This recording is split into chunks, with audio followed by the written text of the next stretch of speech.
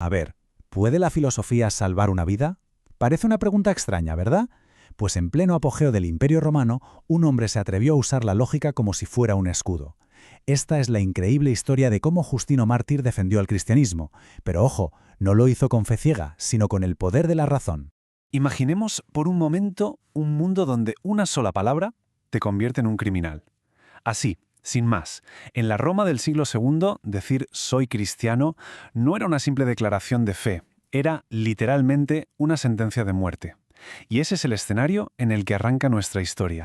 Y claro, en medio de este peligro constante aparece nuestro protagonista, Justino Mártir.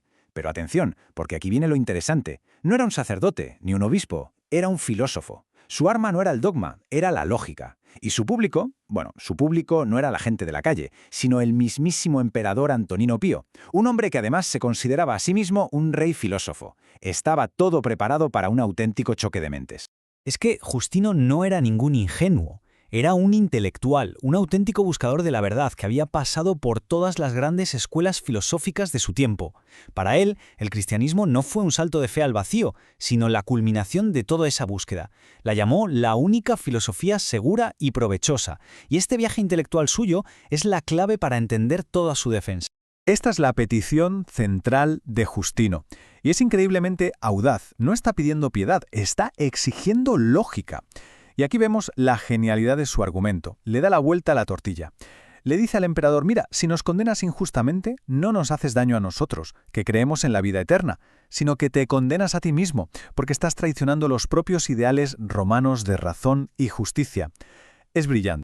Aquí Justino básicamente pone las cartas sobre la mesa. Desafía al emperador diciéndole algo como, a ver, sed los filósofos y los jueces que decís ser. Exige que los prejuicios, los rumores, todo eso se quede fuera de la sala. Quiere un juicio basado en pruebas, no en el miedo ni en el se dice que. Bueno, una vez que ha sentado las bases de cómo debería ser un juicio justo, Justino se lanza a atacar la acusación más fundamental, y para él la más absurda de todas, el supuesto crimen de tener un nombre.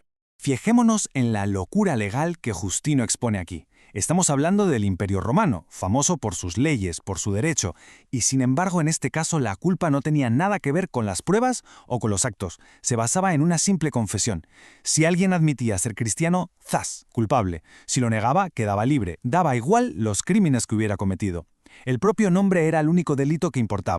Claro, para un pensador del siglo II como Justino, este odio tan irracional no podía ser simplemente humano. Él lo explica dentro de su visión del mundo, su marco teológico.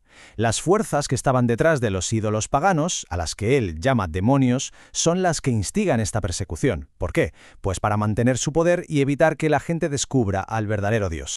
Pero la cosa no se quedaba solo en el nombre, ni mucho menos. Justino ahora se mete de lleno con las calumnias más graves.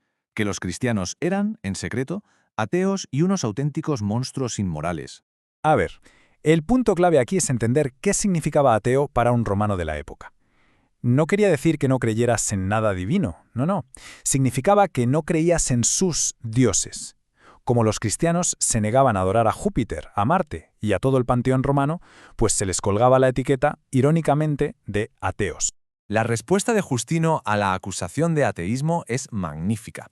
No se limita a decir no lo somos. Lo que hace es redefinir el concepto. Explica que los cristianos adoran a un Dios creador, no a estatuas de piedra. Y aquí viene lo crucial. Presenta a Jesucristo como el logos, es decir, la razón universal. Un concepto que cualquier filósofo griego o romano respetaría profundamente. Es un intento de construir un puente entre la fe cristiana y la filosofía clásica. Y para desmontar las acusaciones de inmoralidad, Justino usa un contraste brutal, casi visual. Por un lado, la ética cristiana, pureza, caridad, amar incluso al enemigo. Y por el otro, las historias que los propios romanos contaban sobre sus dioses, que si adulterios, que si violencia, que si engaños. La pregunta que lanza es demoledora. A ver, ¿quiénes son los verdaderos inmorales aquí? Después de la religión y la moral, Justino aborda la acusación más peligrosa de todas, la que podía llevarles directos a la ejecución por traición, que los cristianos eran una amenaza política para el imperio. El miedo de los romanos era muy concreto. Oían a los cristianos hablar de un reino y, claro, automáticamente pensaban que se trataba de una conspiración para montar un gobierno rival aquí en la tierra. Y eso, en Roma, era sedición, el cargo más grave que existía contra el Estado. Para desmantelar esta acusación, Justino usa las propias palabras de Cristo, y esta frase es una genialidad política, porque establece una división muy clara entre la lealtad civil y la devoción religiosa. Es como decir, sí, por supuesto, los cristianos respetamos al César y su autoridad en la tierra, pero nuestra adoración final, esa pertenece solo a Dios. Pero es que Justino va un paso más allá. No solo dice que no son una amenaza, sino que son los mejores ciudadanos que el imperio podría desear. ¿Y por qué? Pues porque su creencia en un Dios que lo ve todo, que juzga hasta los pensamientos, es un mecanismo de control interno mucho más poderoso que cualquier legión o ley romana. Y todo esto nos lleva al clímax del argumento de Justino. Después de la lógica, de la teología y de la política, presenta la que él considera que es la prueba definitiva, la irrefutable. Las vidas transformadas de los creyentes. Aquí Justino presenta una evidencia que cualquiera podía ver por la calle: la transformación radical de la gente. Como vemos en estos vasos, los que antes eran avaros, ahora se volvían generosos. Los que se odiaban, ahora vivían como hermanos. Este cambio de vida, tan tangible, es para él la prueba definitiva de que su fe es real y beneficiosa. No son solo palabras, son vidas completamente nuevas. Y aquí, Justino se pone personal. Confiesa que él mismo, como buen filósofo que era, fue escéptico al principio, pero algo le hizo cambiar de opinión: ver a los cristianos enfrentarse a la muerte sin una pizca de miedo. Su conclusión fue puramente lógica. La gente que vive solo para el placer no muere con esa paz, con esa serenidad. Su coraje era la prueba definitiva de su inocencia. Y para rematar su argumento, Justino hace una comparación histórica genial. Menciona a Sócrates, el filósofo más respetado de todos, y plantea un hecho demoledor.